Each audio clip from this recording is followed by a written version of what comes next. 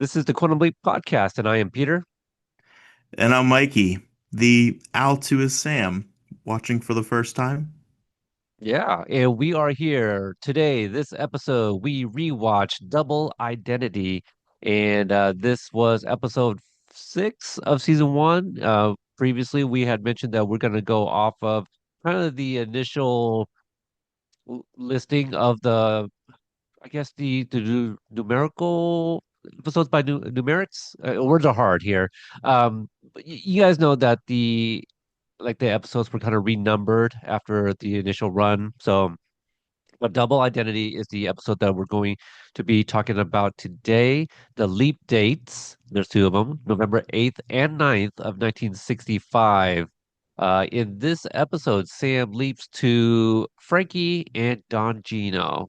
I think you guys know this episode really well. I do feel like it is one of you think Quantum Leap, this is one of the episodes I feel that come up, Sam singing and all this good stuff.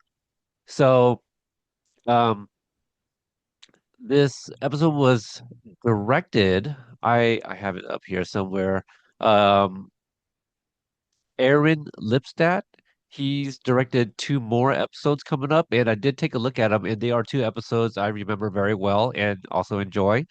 This is written by show creator Donald P. Bellisario. Mikey, first impressions.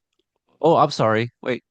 Uh, yeah, I guess, yeah, first impressions before we get into the description. What did you think of this episode?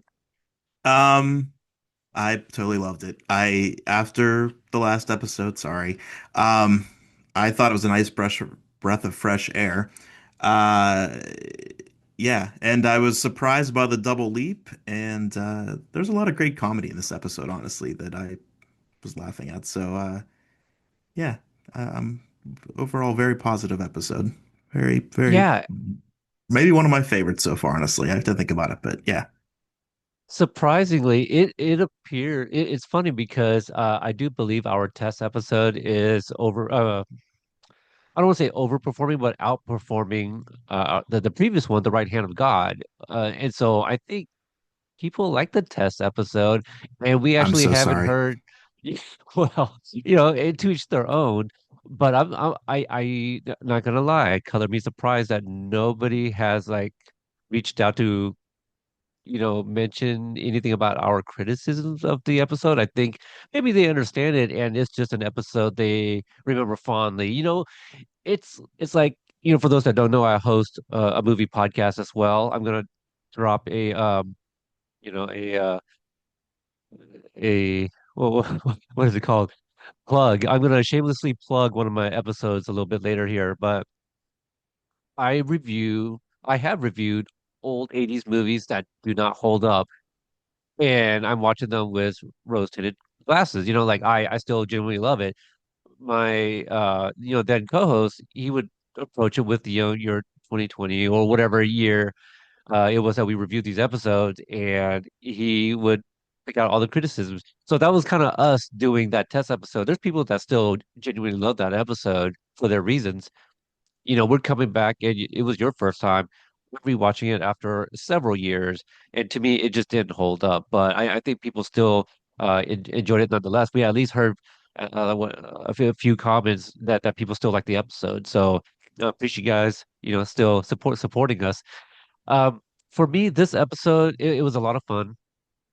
You actually had some stakes. Don Gino, I do feel is a much bigger baddie than uh, Mr. Edwards, from the right hand of God, Jake Edwards, Um, so I was doing a little bit of, just kind of comparing from like previous episodes and what I do like about it. I do think, not Tess, Teresa. I think she's just like a notch up from Dixie. I know I called her Trixie in the previous episode, is Dixie. So my Yeah, apologies. Yeah, to like if anybody was shouting at me over the podcast. I heard back on that. I go, you said Trixie. That doesn't sound right. I went to go look I it didn't up. even notice. Yeah, yeah.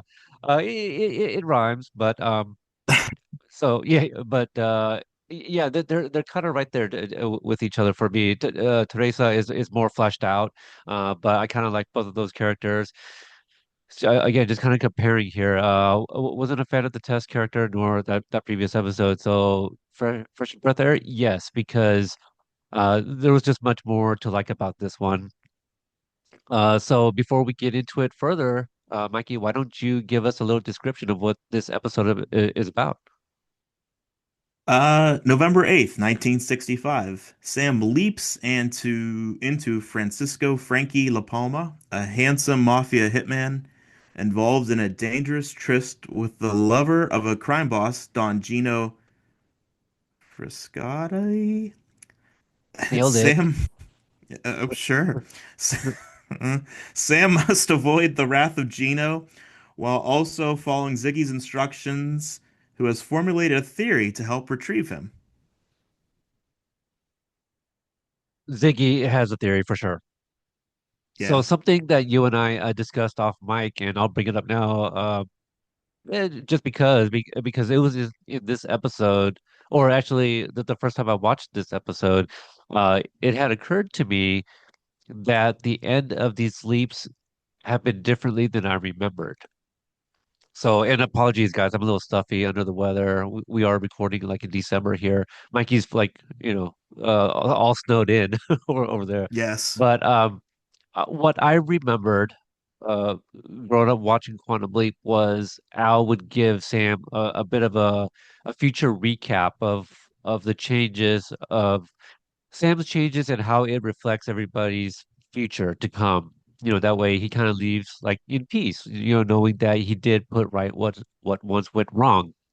So these first few episodes, I have been noticing that he kind of does what he's supposed to do. And then there's always this one little thing that seems a little off, just like, wait, what? Help me, Buddy Holly, with the song, or Tess needs to say, I do. And some of these, I've just been kind of like, oh man, the end of the leaps have been a little weird to me. So I do wonder when those recaps kind of come. So I am looking forward to those when Al would sit there and be like, oh, well, Frankie and Teresa, go on to have like three kids, like stuff like that. So that's something that's coming. That's not necessarily a spoiler, but something to look forward to for sure. Um, let's start with some of the guest stars here. You mentioned Don Gino, so did I. This is played by Mike Gino Vessi. My apologies. I'm gonna get a lot of these incorrect probably. I should have reached out to our mutual friend Chiara from Sicily, who's a Yes. friend of ours from the Cobra Kai world. I could have helped been helped out with some of these pronunciations. Joe Santos, that's Tony La Palma, so that's the father of the La Palma brothers. Speaking of brothers, Primo La Palma, played by Nick Cassavetes. First off, those previous names, Mike Genovese and Joe Santos, are you familiar with either of those two from anything else? No, I looked Yeah. through their IMDb and it was They're I didn't veteran recognize. actors. Yeah, Yeah, just exactly. They probably yeah. popped up in something I saw, but nothing rang a bell, honestly. Yeah. Yeah, a whole ton of stuff. Tom Salardi plays Segundo. I believe he's the younger brother of the three. I feel like I Frankie's the think so. middle for some reason. Yeah. Primo, Nick Cassavetes. Do you recognize him as anyone or anything, or from I anything? recognize the name Cassavetes, but I didn't recognize him per se. Yeah. Okay. Oh, here. Well, sit back. Nick Cassavetes, big fan. Um, So the shameless plug, I reviewed The Wraith, 1986, that starred Charlie Sheen. I'm forgetting. She was also in Twin Peaks. Something Fenn, Sherilyn Fenn. I'm just pulling that out of my rear. I believe that's her name, Sherilyn Fenn. She was also in there. Nick Cassavetes played the antagonist, so he's the big bad in that movie. Great movie. It's kind of like The Crow a little bit, but I did review that. Nick Cassavetes directed The Notebook with his mother, Gina Rowland. Yeah, Oh, played opposite of Robert Gardner, right? Is that no? Oh, wait, who was in that one? It was a Gardner. wait. That's not. Wait, he was in like Maverick, and I'm messing up the name. Gardner sounds correct. I don't think it's his first name. Um, maybe you can The fact check Notebook with me. say it again. Sorry. The Notebook. Who did you say? Uh, Oh, Gina James Rowland. Garner. James James Garner, Garner. thank you. Yeah, yeah, he was Yeah. in like Space Cowboys, but Maverick Yeah, is I'm where with I you know now. him best from. Okay. Yeah. Yeah, so Nick I didn't Cassavetes realize Nick is the Cavs. daughter or son, I didn't yeah, of Gina.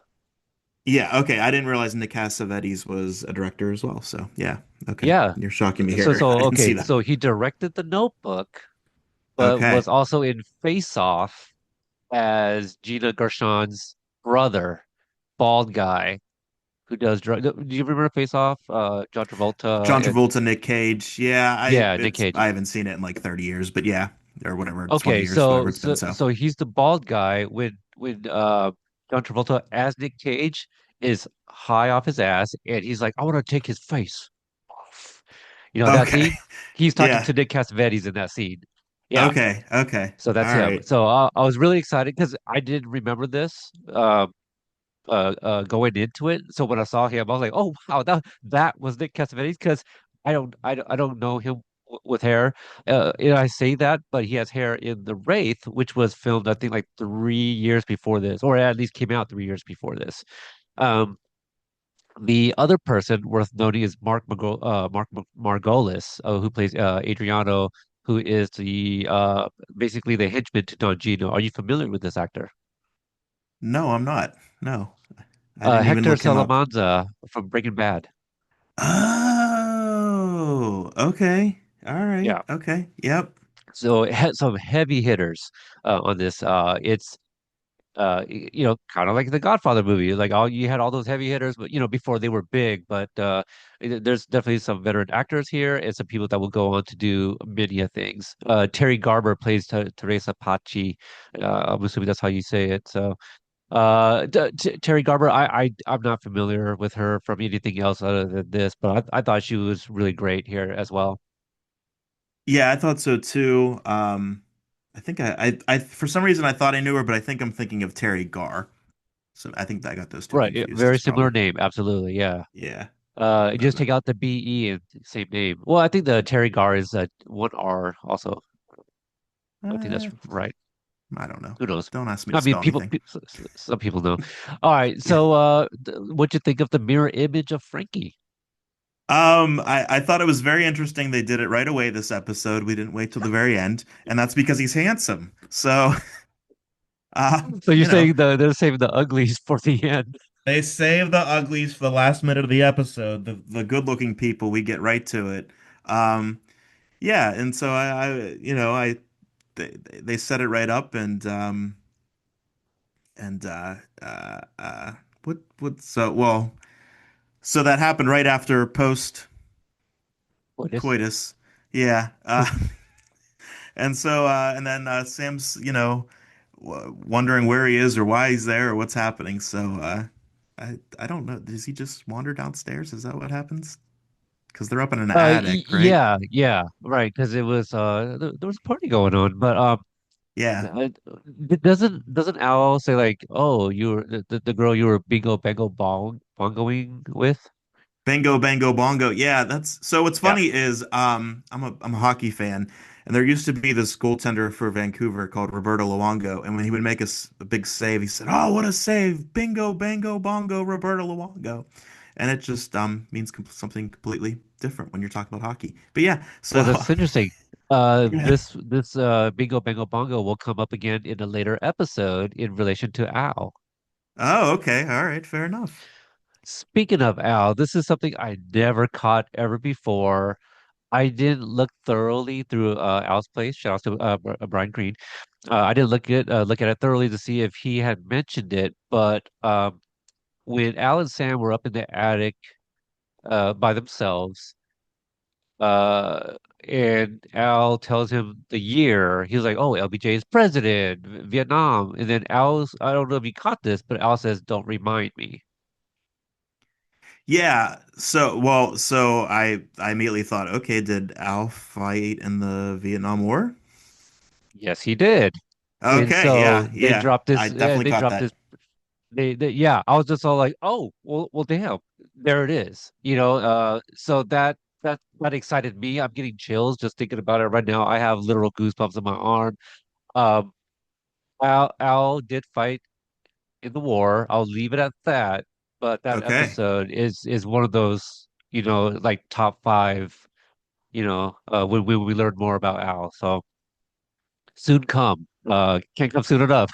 But All right. yeah, that's why I wanted to do this, just to do those episodes. But no, yeah, I was really excited that we were starting to learn a little bit more about Al, and it was just a throwaway line, don't remind me, and that's it. We're moving on. Yeah. So yeah, what did you think about him being the hitman, the banga banga? That was to Yeah. Adrian too, who says that he's looking forward to like hearing all of the impressions. There's a lot of like kind of quotables and funny little moments that you just want to mimic. As a hitman, I thought it was interesting. Like before actually watching the entire episode, I was wondering, is he actually gonna have to kill somebody? What's he gonna do? Right. Uh, yeah, I'll probably leave it at that because we'll talk about something else later. But yeah, so that was my main concern, and I was wondering, has Sam ever shot a gun before? Is he, so Oh yeah, yeah, fair. yeah, I was a Yeah, little, I didn't even think about it. I do love like, what do I do if I have to use this? I was like, take the safety off. yes, yes, It's yeah, it's pretty good. And just to add to like the first impressions, like this feels like more like a movie. It yes, there's a ton of characters, there's a ton of set pieces, there's all these different locations. You got the attic, you got the party in the backyard, you got them walking through the streets, you got the beauty salon, you got a lot of different places. And the streets are filled with like all these extras. And then you think back to previous episodes, you got the ranch, you got a farm, you got a baseball, a minor league baseball. And so everything previously just felt small town. Even like the right hand of God, like is mostly at a church, in a bar, in a hotel. So you don't really see the outside much. And so this felt like a much more real town. I'm sure they're just walking through the streets of Universal Lot. You know, yeah, probably, but. Yeah, there's definitely a lot that happens in 41 minutes. They go to a lot of different places, and yeah, it's very interesting you say that. I didn't think about that until you brought it up now, but yeah, definitely. yeah. I loved it. So let's talk about Primo's wedding. Well, what did you think about this wedding? They got all the aunties and uncles and the grandmas and the granddads and playing all these. Yeah, it felt like a good time. You almost feel like a part of the family, like all part of it. Yes, But yeah, like you're learning a lot here in this little sequence. yeah, definitely. There's people speaking Italian. I'm a quarter Italian. I don't say I'm not going to say when we were kids we were all speaking in accents and speaking Italian, but we definitely, I had a big family growing up. And it kind of reminded me of Christmas Eves with my family. There'd be just a lot of people all talking at once, and big family get together. Um, Did you guys sing uh, Volare? no, no, there was no. I don't think we did much singing. I don't. No, I don't think anyone wants the Graf family to be singing. But Were you familiar with that song? no, I was not. Okay. I was not. Yeah, no, I looked it up. Um, found the Dean Martin version. Is he originally who Oh, okay. sang it? I, Um, I I believe is it Angela that's Primo's wife? I believe and I didn't look this up, so I don't know. Angela Patricia Vessel sings it better than Veselici. somebody. Yeah. But, I'm assuming she was name dropping like the original artist or something. That was just my guess. Okay, because I listened to the Dean Martin version and he goes off and on between Italian and English actually. So, um, Oh, interesting. but yeah, that's happening. That whole sequence with him singing, hilarious. Um, It's great. Yeah. yeah. Please, share your thoughts on that because growing up, I was always like, this is absurd. Like Al's not even giving him like the notes. It's very monotone, volare, Yes. oh, oh, oh, oh. And Sam picks up and maybe because Sam is musically inclined, he could take those words, pick up on the instrumentation, and just like throw it in, you know what I mean? But Angela also is like, well, you sing it better than blah blah blah blah. And so like are they listening to this and be like, what that's not the way we remember Frankie singing it? Are they Yeah. thinking that? Because they seem to kind of get into it after, but maybe because now like Sam is getting into the theatrics of like performance, and maybe they're like, not thinking about the singing. It's like, well, look at Frankie go now. So I took it as Sam has at least heard the song. Like he just didn't know the lyrics in Italian. So like Ah, I don't okay. know. Like if you know a song, you can people just mumble words when they don't even know the lyrics anyways. So This is true. Karaoke. Yeah, yeah. So yeah. we've done it S together. We sure have. Um, well, there's videos of that somewhere. Anyways, yeah, so that's what I kind of thought was happening there. Like, he doesn't necessarily know the lyrics, but he knows kind of knows how the song goes, and he's going. What really sold it for me though was just the looks when they would pan to the crowd and just the looks on their faces, like, what the hell is this? Um, It should be kind of my moment of the episode, but it's like a whole sequence. W what I love about it is like, Sam is really he's not shy or anything, but he's just like, oh, okay, I'm kind of going along with it, and he's got like his hands in his pocket, and his body language is so like uncomfortable, and then he even like, he's like whispering, singing, but then he like taps the mic too, like, yeah, and he's mumbling and looking this way, yeah. and even there's like a shot of like I think one of the horn players, like, what the hell is he doing? It was pretty good. It was a really great sequence. Um, so I, He I do really like that. And you learn a little bit about like Don Gino and Teresa and their history as well here. Yeah, because they're playing bocce. Did you ever play bocce? My family has. I did no, no. So do you get a choice of like smooth balls and hard balls, or It's what was that just about? different color balls. Like your ball has a different color stripe on it, and you're just trying to throw it closest to the little ball. Um, Okay. and that's kind of how you score So points. you And have I big guess balls and whatever little balls. big balls, little balls. Got You it. want your big ball to get closest to the little ball. Yep. Got it. Got We're it. gonna leave it Okay, at that. bocce. I will look Uh, into that. yeah, yeah. We used to play it in the side of my house sometimes with my dad. Ah, But yeah, and she I guess everyone always lets the Dawn win, and so but she steps in and says, "Oh no, who's what's Primo's dad's name? Sorry, Tony. Tony. yeah, Tony. Yep. Tony Tony was the one that actually won, and but she bends over and gives everybody a full ass shot. Well, I mean, I don't know if you could squat down. I mean, maybe you could squat down in that dress, but I, I don't know. I I will say, the way she bends over, it is actually bad for your back. So she indeed, should have, yes. yeah, yeah. Use your So knees. Yes, yeah, yeah. use your knees. Um Proper lifting motions. But that's going on So as Sam's singing in the background, and there's one point like because Dawn wants to know. He suspects Teresa of cheating, and and so at one point, just Sam's just screaming something, and I don't know. It was funny at well, the it's like weirdest moment. Valara, like it's Yeah. that, but it's also right after, like Don Gino is talking to, I think he's talking to Tony at this point, and or maybe he's talking to Adriano, but Yes. basically, yeah, he's like, yeah, find out who it is, like I don't want him. I forget what they first say, but then he's like, I want him singing a soprano, and then it cuts to like Sam doing that, basically hitting like the high pitch, thing. So I thought that was really funny too, as we fade out from a to a break. Yeah. Um, and we also meet real quick. We meet Nana in there, and she briefly mentions that hey, she's into bingo. She likes bingo. She's speaking Italian to Sam, and Sam has no clue what's going on, but he does catch. Oh, she said bingo. Okay, yeah, bingo. Yeah, sure, yeah.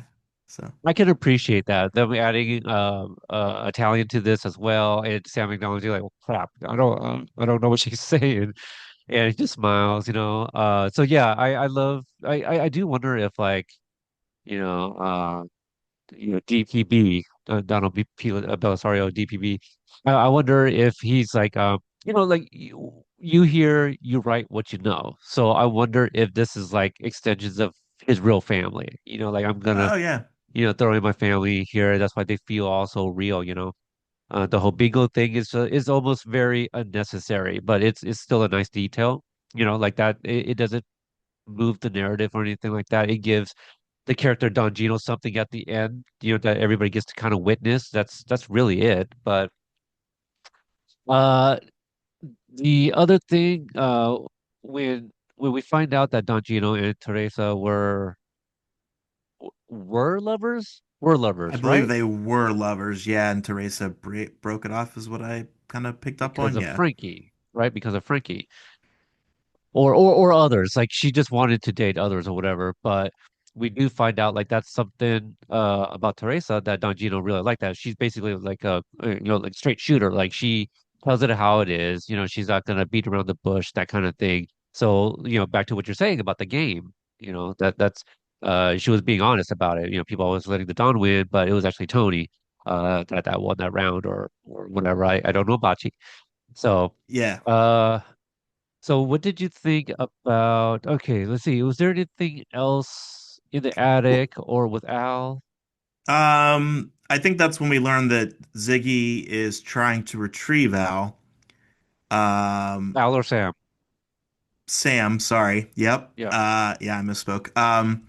And so, because Al's sweating profusely, and we learned that Ziggy has shut off all non-essential systems, and so there's no air conditioning, so that's why hologram Al is sweating real bad. Um, and yeah, So so I guess we retrieving start the him late night as, then. my apologies for cutting you off, but retrieving him as in like the way you interpret it was to like bring him home, right? Yes, indeed. Yeah, 100%. Okay. See, so that's not a detail that I remember from past viewings. And Oh, so okay. I think that explains the double identity even more so because I've always thought, um, I don't think I don't remember if this is the only time. s- Actually, in fact, I know this isn't the only time that Sam double leaps, but this is the only time that it's kind of like mentioned in the title, and it's kind of related to plot. I don't want to get into the other ones, obviously, right? To kind of keep Yeah. you a little bit spoiler free, but in this one, it makes more sense now revisiting it. It's like, oh, Ziggy was trying to retrieve him, there was a mistake, and so instead of retrieving him, he leaps into Gino instead. So that's Well, not some. so I think I'm wondering if Ziggy was correct. It's just that Sam wasn't doing what he was supposed to be doing at the correct time because he was supposed to be doing exactly what he was doing when he leapt, which was he supposed to be having sex with Teresa at that exact moment? Were they not just done though? I thought they were already done. Like he showed up and he was terrific, right? That's what Teresa said. You were terrific, and he's just sorry, like she was getting Oh, when dressed he already. originally leaped, they were done. So when he leapt, they should have been. Oh, well, okay, well that's not Sam's fault. That's Don Gino's fault for showing up. Yeah, yeah. So So I okay, just I took it as he would have left home if he would if he would if have been, Don Gino had had messed been up. finished having sex at exactly 9:38 Greenwich Standard Time or whatever we're doing, or East, it was basically Eastern Standard Time. But yeah. So that is my Back to the Future moment, right? Like, the clock strikes, or the lightning Oh, strikes the clock tower at exactly 10:04 p.m., right? Like, so it has to be precisely at this date and time, right? lightning. Yeah. Yeah, Sorry, I'm thinking of a and different kind of lightning strike. Yeah, and but also it's roughly around the same month, right? But like 10 years later, right? Like November the 12th is when the lightning struck the clock tower. This is November the 9th, where the what's power November outage 8th? happens. I thought November 8th is when he leaps in. no, yeah, but what's November 8th in Back to the Future? Is not, you're thinking of the red letter date of November 5th, November 1955. 5th, and then a week later, Yeah. November 12th is the Under the Sea dance. Okay. Perhaps November 8th was Marty Thus, visiting George. Biff skates into Manure. Um, Yeah, there you go. yeah. Uh, uh, yeah. No, my son's birthday is November 8th. That's why I'm thinking. Ah, Anyways, there you go. yeah, yeah. Um, but yeah, I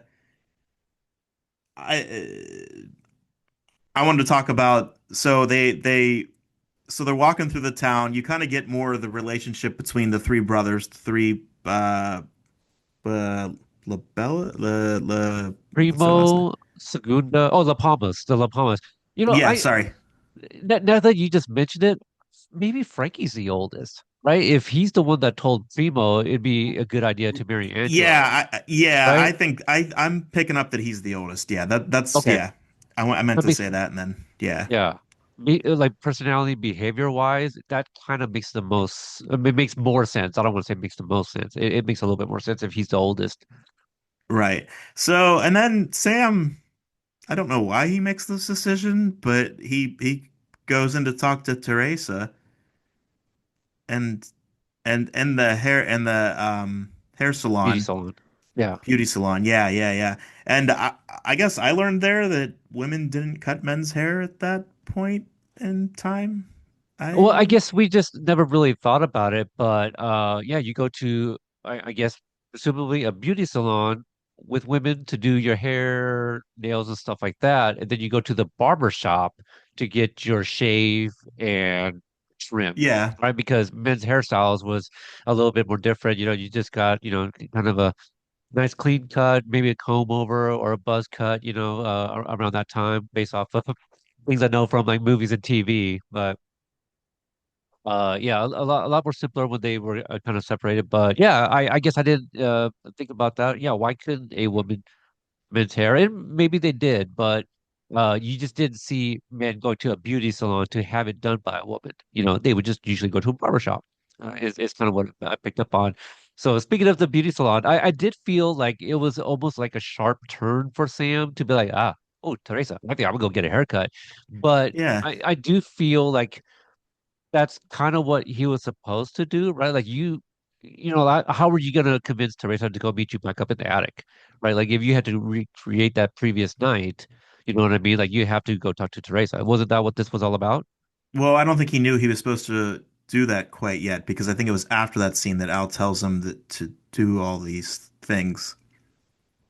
I might have it out of order, but again, shout outs to Al's Place for having screen caps. I do believe these are in order. And the Sam and Al in the attic is before the beauty salon. Yes, but I don't think I think at that point we just that Al just says that Ziggy's working on retrieving him. He doesn't tell him about the hair dryer and the that until on the street afterwards. Okay, okay, I do see a screen caps of Al and Sam on the street. This is when he is also using his handling to like uh Yeah, I gotta so be I believe careful using that's this after that. word to blow wind into his face. Mm-hmm.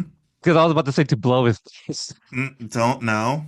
Yeah. No, Well, no. that wasn't Yeah, that wasn't gonna be intentional, just a no. slip of the tongue there. By the way, that Um fan would be very useful for me if it would if it exactly actually existed, but like that. Anyways, well, they have. Did I not tell you about the portable fan that I wear around my neck? You can clip it to your belt and you can blow up your shirt oh, you did tell me underneath. that, and Yeah, you yeah, yeah. gave me a link, and I never bought it. You're right. Well, yeah, there Yep, you go. never mind. So, Yeah, so they do have something like that. Not as slim. I mean, I wish my iPhone could do that. That'd be kind of cool. yeah, But definitely. we do have a device like that. Yeah, Back to the beauty salon because I we can't skip this scene. No, It's no. yeah. Let's so first off, Cody comes rolling in Yes. by himself. He's wheelchair, you guys. Mr. Tony LaPalma is in like a wooden wheelchair. You know, this is 1965, but the boys were just walking around town.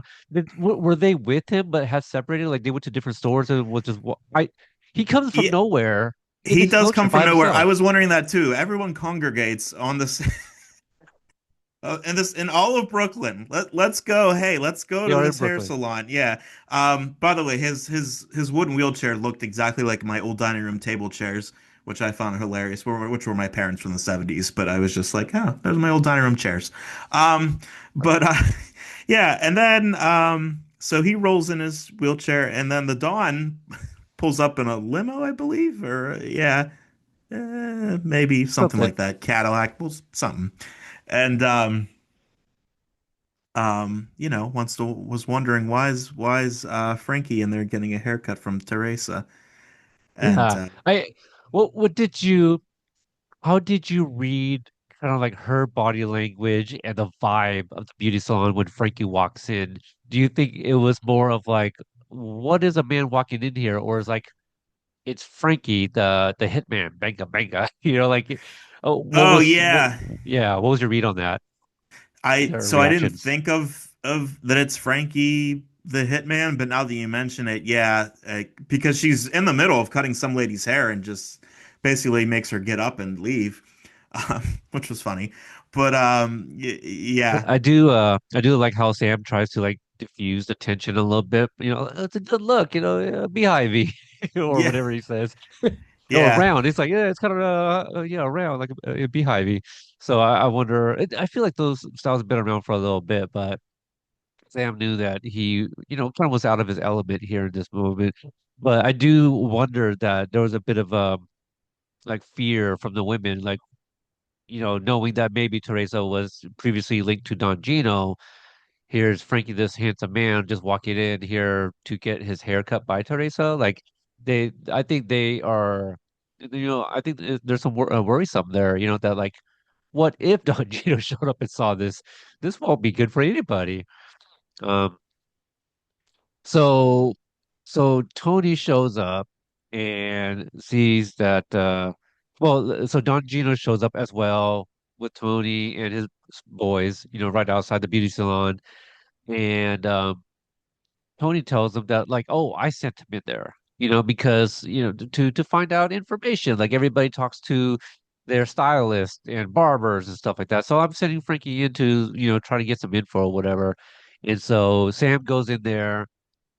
Uh, And Don Gino comes in, asks Teresa for a razor. So, what did you think about as all of this was happening? Now, Don Gino's got a razor to Sam's neck and is speaking to him in Italian.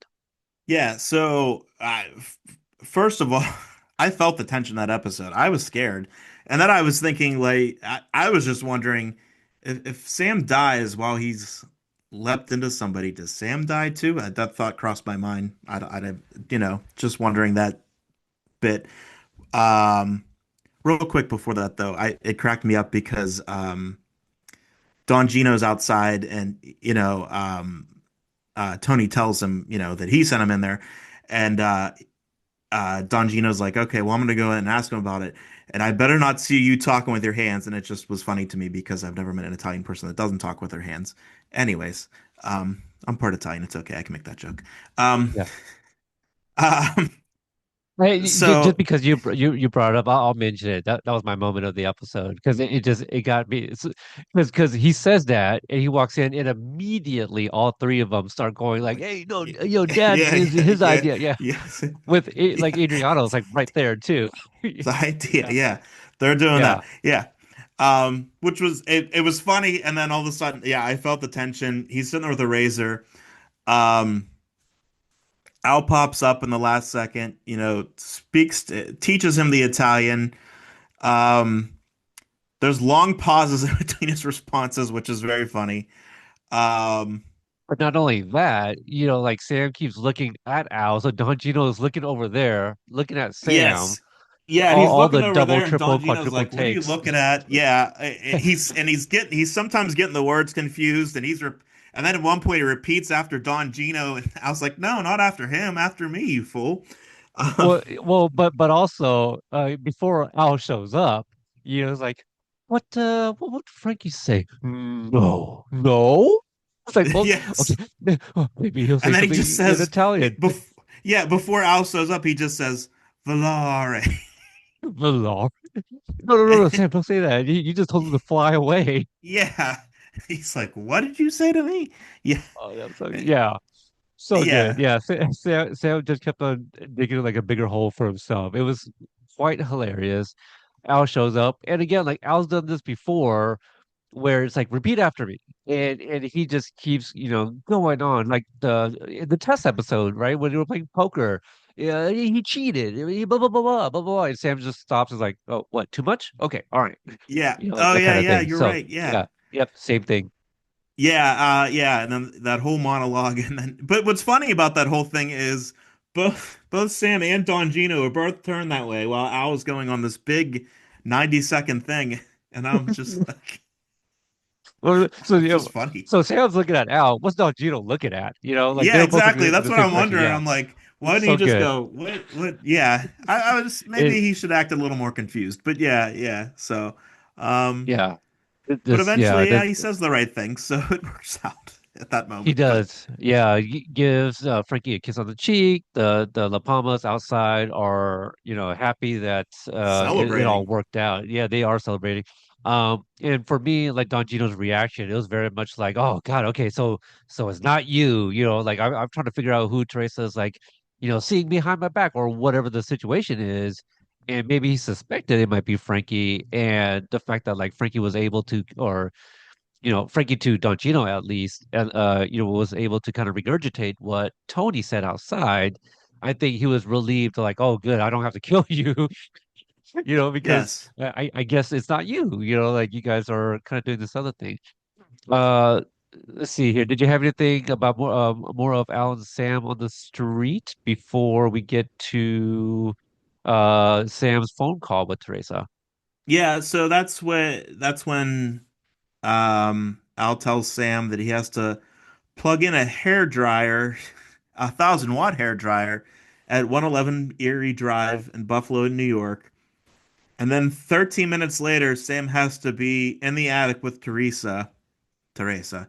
Um, and so Sam thinks that's pretty impossible, which it is. I looked up if there's a 111 Erie Drive, by the way. There's an Erie Street, and it's just Okay. I don't it's like a turn off into like a highway, it looks like, so there's nothing there. But yeah. I wonder like if in the last like 80 years is that right? 80, no, 60 years. Like I wonder if there's been any, you know what I mean? Like There uh probably wasn't an Erie then in 1965. Yeah, right. probably. Probably. It looked like a newer building. There was like a building.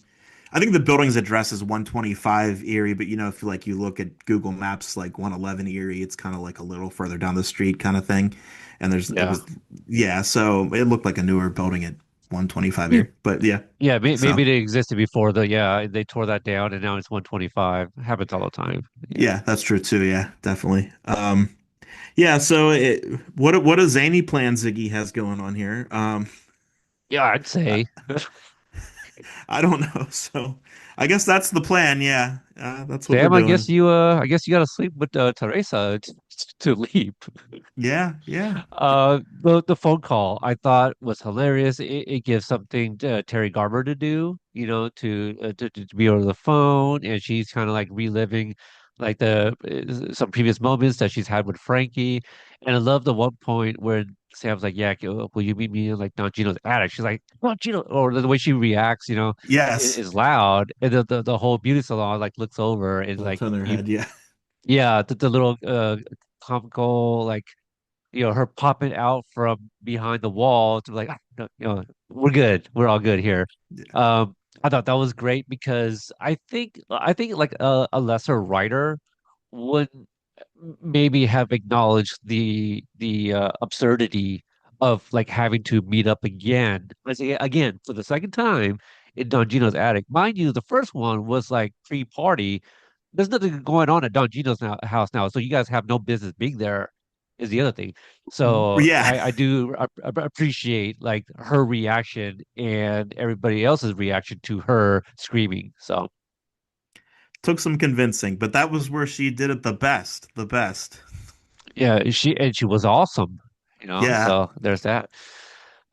So this the hair dryer scene, I do like Primo and Segundo, where they kind of tell us like the plan and all that stuff, and it kind of ends the sequence with like uh you know uh I guess Primo was saying like, yeah, he'd do anything for Tony or something. I'm kind of forgetting the dialogue. I didn't write this down, but Segundo is like, well, if he told you to jump off a bridge, would you? He's like, no, that'd be stupid. As he's holding like the hair dryer, is like pretending it's a gun, like outside the window. I thought that was really fun. yes, yeah.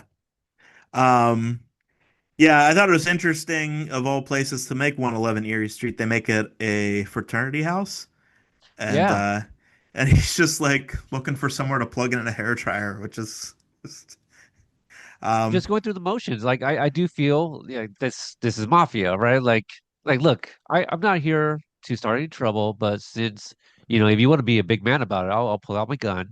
Look, I just need an outlet. I'm here to do this one thing. I'm not here to hurt anybody. here, That man, kind of just thing. plug in wherever you want. There's an outlet right there. Go for it. Um, Yeah. So Yeah. I was gonna say, so it's interesting because that was a real blackout that occurred on November Yes. 9th, 1965, and um, um, so I guess what I'm wondering, did this blackout actually occur, or did it only occur because Sam caused it to occur? You know what I'm saying? Yeah. Well, are you asking like the chicken or the egg? Is that what you're Yeah, I asking? guess so. Yeah, yeah. Well, I think this is a kiss with history. That's Okay, it. Like this that's what is we're a real doing. thing that, yeah. Like I don't know how they decide when and where to incorporate these. I do wonder, like, again with like deciding on the year, the dates that Sam leaps in. I don't know if this is something that maybe DPB, has experienced himself and thought it would be kind of fun, like, writing his family members into this, and like this thing really happened around that time for him, and maybe incorporated it into this episode. That's, is kind of my guess. Okay, yeah, that's interesting. Yeah, I guess I was just wondering what are time travel rules and what am I trying to say? Yeah, I do think that in this show, basically it is Sam that caused it for us in the real world.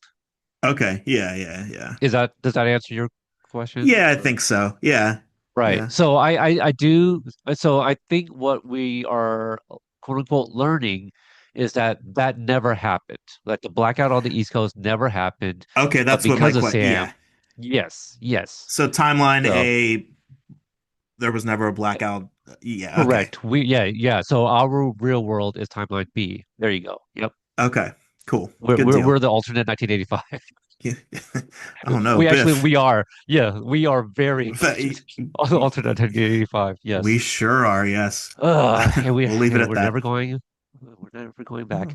Yeah. Okay, so Don Gino's attic. I don't know if there's too much to add, but I do like how Teresa is finding out, because Sam's dropping some knowledge here, and there's a point where she mentioned something about like not knowing something between this and like his ass. Culo, I know is like, I think she uses the term because I think that's also in Spanish, if I'm not mistaken. But they were talking about the stars. He mentions The like Orion or something. Betelgeuse star, Right. Betelgeuse. Yeah, Yeah. which I didn't know was a It- star, honestly. oh, well, I do that because shamelessly plug in. I reviewed Beetlejuice. God, did I review Beetlejuice? I believe I did. And that was a fun fact that I learned in my coverage, was that, oh, is that it's actually a star, and it's spelled differently, obviously, and pronounced differently, and so when they were making the movie, they changed the spelling and the pronunciation. Okay. Yeah, I was wondering, okay, is that where the movie came from or how they came up with No, yeah, it's definitely not because they were thinking like, what is the grossest thing we can call this creature that's going to be played by Michael Keaton? About a beetle juice, like that's just gross. Nobody wants to drink that. Maybe if you're like Simba, Timon, and Pumbaa, like that's grub for you. Sure, yeah, fair.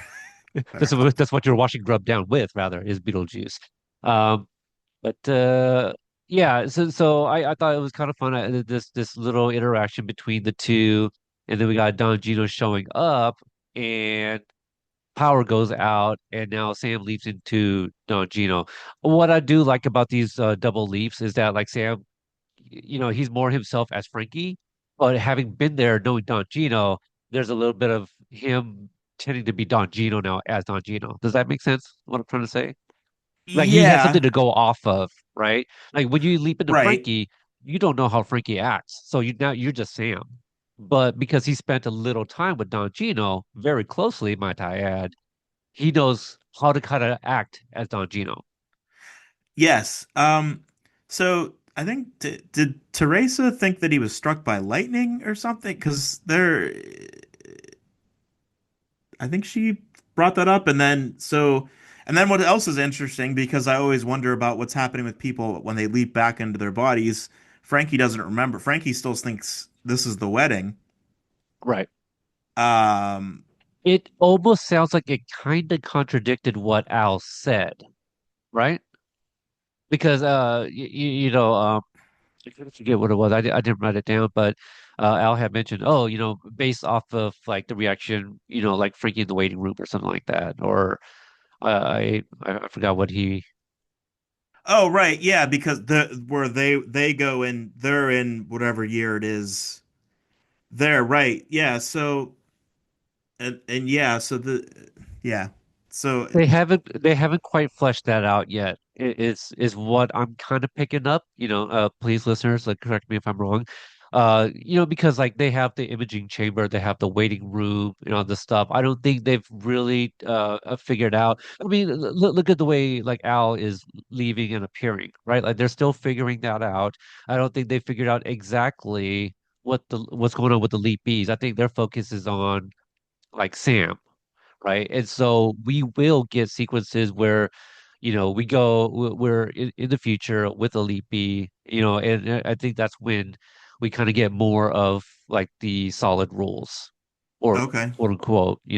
So right now we're still kind of like on the fly, like we're just gonna say this and they're not gonna question it, right? It's the whole you hear on these rewatch episodes all the time, not just ours, but like in general, like, oh, nobody knew 30, 40 years ago that we were going to be dissecting this like on a podcast, right? I was just gonna say something along those lines. Yeah, right. Yeah, surely Oh, no one would be see that? talking about this that closely Yeah. 30 Well, years there from you now. go. Yeah, Yeah. yeah. So right now they haven't really quite ironed the logistics of that stuff. But yes, because like I guess I always thought that it was like butterfly effect. No, no, that's not the right one. Yes, yes, butterfly effect rules. Because again, like we kind of referenced the movie, I think in the Genesis episode, where uh Ashton Kutcher when he goes back and changes something and returns to the present time, he's created new memories when he comes back.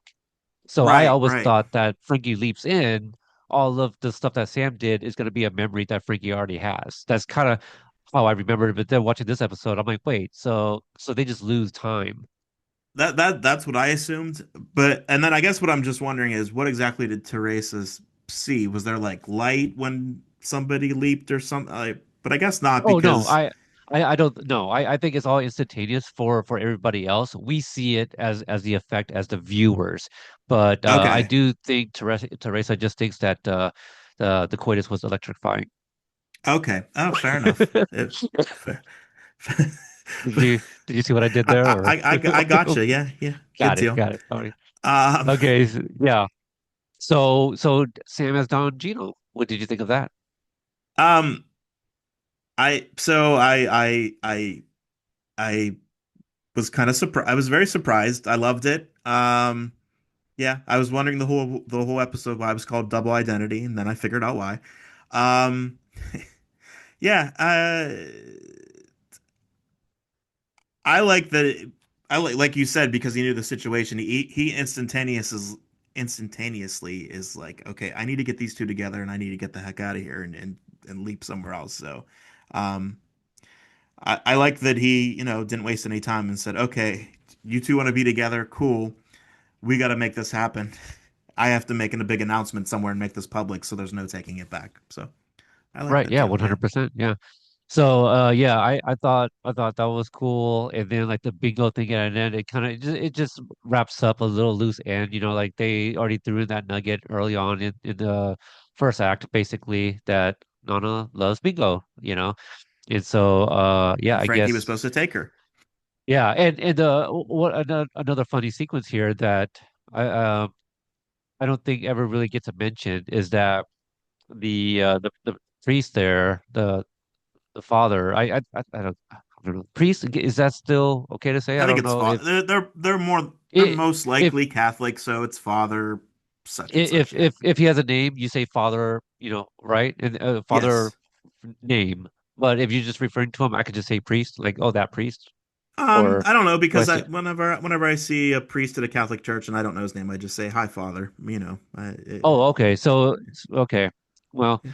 I'm not Catholic or Christian, I'm Buddhist, so I still learning or figuring it out. But the father that was there to do, I think he does have a name here. I'm just Father uh Father Sebastian. There you go. Oh, okay. played by Dean Fortunato. So Father Sebastian is there to do he's already hosting the bingo night or whatever, and like Sam has already kind of made right with everything, and then Father Sebastian looks behind him, and Sam's like waiting to be beamed up, right? Like Yeah, he's just yeah. waiting I to liked leave. he's like, looking to the heavens, like, all right, let's go. Yeah, And and nothing's it's not like happening. even yeah, it's like he is like getting ready, like it's the whole physical acting for Scott Bakula that I really love. I thought that was a lot of fun. So and right after this, yeah, the Nana wins bingo. Sam leaps into a black man, and I guess yeah, we'll save that for after our list. So, is there anything else that you want to talk about from this episode before we get to our list? Um, I think we covered everything that I wanted to talk about. All right. So, going to our list, and we'll continue doing this for the rest of season one, where I explain the what each topic is, and come season two, I'm just gonna list it. So the how do you moment, I'll just say it like that when we start doing season two. But for the rest of season one, I'll explain what it is we're talking about. So how do you moment is something that gives you a sense of the era. Yeah, did you have anything for this? I just had the hairstyles of the women inside the hair salon. Yeah. Yeah, in line with that, I said the fashion, like we kind of get a sense of like, as we're going through the party, but you say hair, I mean, look at Primo's hair. Like that's that's some True, yeah. Primo 60s hair there. Area code moment. This is when Sam says something that doesn't make sense for its time. Did you have an area code moment? I had when Sam tells Teresa that she is awesome. I had considered that, but there's a point when Don Gino, Sam as Don Gino is telling Frankie something about not ending up like Jimmy Hoffa. Oh yeah. And then Frankie's like the Teamster. Yes. So Yes. and we know Jimmy Hoffa would go on to uh disappear from the face of the earth. And people say he's under a baseball stadium. We don't know. So Yes. Yeah. uh, when was Sam seen talking to himself? So I had whenever in the hair salon, which we talked about. Um uh yeah. Yeah, the same thing. I had the beauty salon. Basically, when Don Gino was going to give him a shave. Was there a needle drop you liked? Um all I all I remember was Volare. I didn't catch any other songs, honestly. There was a song for me. I didn't I didn't okay, so the last time I rewatched it earlier today, I didn't pick up on where it was placed, but I know that it was in the episode. I do feel it was at the frat party when Primo goes in to plug in the hair dryer. Okay. Because originally I thought that was it playing in the beauty salon, but I think it was actually at the frat house. It's Hank on Sloopy. Oh, Is that okay. a you know this song? Don't know that. Nope. I didn't know it from Quantum Leap. My dad used to have these CDs. Well, he had a lot of music, like all types of music, but there was one in particular that was a Thai artist, so somebody from Thailand that were Hmm. doing American covers, and a lot of them was like rock and roll, like 50s, 60s. Hang On Sloopy was one of those songs. And so so that's the song I'm familiar with as a cover. And then like as I got older and I knew how to like, search for music and whatnot, I did discover like the original American like kind of quote unquote rock version. So this is the around the same time, give or take a decade or so, your songs like Lue Lue, the stuff like that. And they almost have like a very specific sound. I don't know if Mike Post is also the music supervisor. I mean, I know he's composer, but like in my previous coverages, there's also like music supervisors who also, if there aren't needle drops written in, they can also decide, when to have music placed in the shows. So I don't know if Mike Post was also in charge of that. I know he is composer, but Hang on Sloopy. was featured somewhere in this episode. So one I am familiar with. But I guess the point I was trying to make with the whole mic posting, I do feel if he chose it or whoever chose it, there's like almost a specific sound for frat parties. You know, like when you see those, I feel like they have these specific sounding songs that play around these parties. Back in my day, so this is something that is obsolete now. Um, all I've really picked up, I mean, not obsolete, but I guess the old hair dryer. I don't think I really had anything else. Okay, if you're going with the hairdryer, I actually had nothing, but if you're going with the hairdryer, I'm going to go with the wheelchair because now, Okay, like I yeah, mentioned Breaking Bad earlier, you have like motorized wheelchairs, right? Played by Margolis there. Um, yeah, so just updated. So we definitely don't have like those wooden ones that yeah. your table chairs that you had from the 70s. I actually like that better Uh, than mine. So yeah, Moment of the episode for you. it was him singing Volare.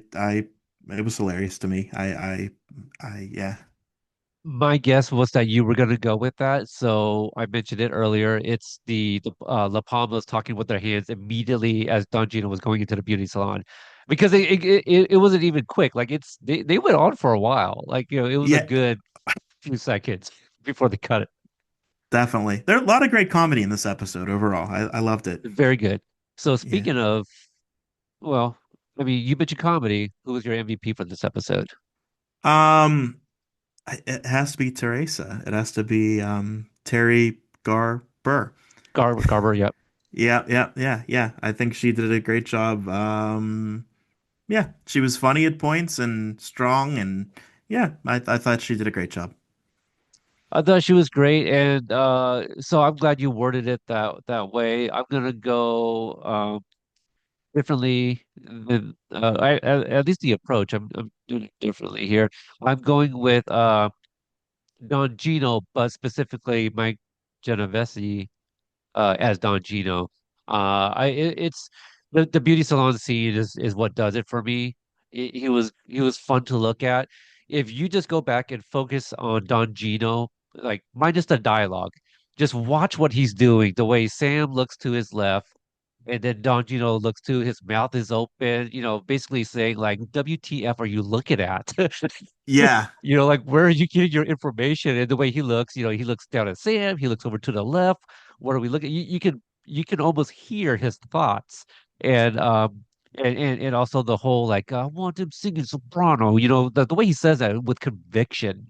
I feel like Don Gino is like a real character. So the MVP for me is like he is a scene stealer for me. I think Teresa is great. I think she's beautiful. I think she's funny, capable. All the things that Don Gino loves about her, the straight shooter that she is, and all of that. I think she's great as well. But Don Gino, it's his scenes just crack me up. He's so good, so good. Um, all right, what is your this date in history? I don't know if it's the same thing that you already mentioned about the blackout. I was a little surprised that you already gave us that nugget. Did you have anything else no, from yeah, I date? definitely have other things. Couple things Yes. actually. Okay. So, first of all, on that very day, it was a Monday, and Days of Our Lives premiered that day, very first Oh, episode, okay. which I think Nice. it's still running today. I don't know if soap I'm operas are sure it still a thing, is. honestly. And also, speaking of the Vietnam War, the U.S., Australian, and New Zealand forces launched Operation Hump, which I think was them hunting down the Viet Cong. Did I say that right? Yeah. Yeah. Viet Cong is more of a like a slur for the Vietnamese. Okay. Mm. Yeah, so when you hear like VC Viet Cong, it's not as bad as like Slope from The Karate Kid. Okay. Sorry, Or everybody. yeah, no, it's fine. Like it's more. I mean, like you're referencing a slang that was used back then. It's not as bad as it's kind of like I'm trying I don't want to to say slurs. No. here I am comparing racial slurs. No, Yeah. it's not No. is it's not a racial I went slur off in of a Wikipedia. sense. Sorry. No. Viet Cong would be more acceptable to like when you're referring to that as as opposed to something like and you guys let me preface this for those that have never seen what I look like. I am Asian. I'm actually a quarter Vietnamese, and so it's like saying, your gooks and your chinks. Well, I'm Okay. sorry, I misspoke. It's not like saying that. Okay. Those are much more derogative. Viet Congs are just kind of what the like soldiers were referring to as the enemy back then. So kind of Okay. like your modern day, in the Middle Eastern, we had our slangs too. I'm not saying that it was okay to use, but that's what you're using with your brothers in arms overseas. Just what it is. Yeah. Gotcha. Okay. So we Well, had a first sergeant that served in Vietnam, and we used to uh, joke, be like, "Hey, first sergeant just woke up from a nightmare shouting at Viet Congs," So it's something that we have fun with, but it's not as bad as like the other ones I previously listed. So Viet okay. Cong like would not get you canceled. Okay. Yeah, Sorry. I learned something today. yeah, yeah. Um, And the hopefully some of you guys did too. To kind of know the difference. So yeah, 100%. Yeah, definitely. yeah. The number one song was The Sound of Music. Um, Oh, okay. which yeah, which is funny because I was looking at the charts for that whole year. That actually came out earlier in 65 and then it kind of had a reassurance or not reassurance, Resurgence. reserve. Yeah, that's what I'm trying to say. Yeah, thank you. Yeah. Thank you for pronouncing big words for me. Um, Words are difficult, man. Words are hard. e- later in the year, because this is in November. So, and the number one song was the Rolling Stones, "Get Off My Cloud." So, do you know that one? Interesting. Don't know that one. It's Uh, hey, you get off of my cloud. I don't know if I had that right, but no, no. no, don't know Okay. that. Still no, no. Okay. Well, I tried.